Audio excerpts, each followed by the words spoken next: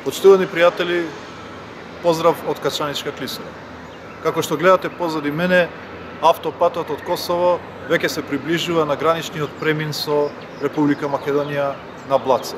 Честитајќи им на косовската страна за напорите за завршување на овој важен проект од должина од 55 км, дозволете да ве информирам дека подготвителните работи за проектирање и реализација на нашиот дел од автопатот од Скопје кон Блаце, од должина од 13 км, веќе се започнати.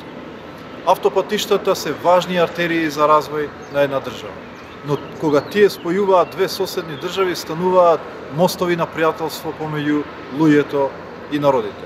За овој стратешки важен проект за нашата држава многу се зборуваше во минатото, но поради многу причини, вклучувајќи и политички пречки, некако беше ставен во заборав.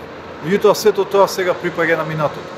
Како вице-премиер ја раководам министерската група задолжена од страна на владата за реализација на проектот. Во тој правец, Секретаријатот за европски прашања веќе обезбеди 1,3 милиони евра за проектирање и студија на теренот за реализација на нашиот дел од автопатот. Техничките групи се веќе на терен. Токму низ овој граничен премин позади мене, на Блаце, само минатата година има проценка дека поминале 2,7 милиони возила на двата правца.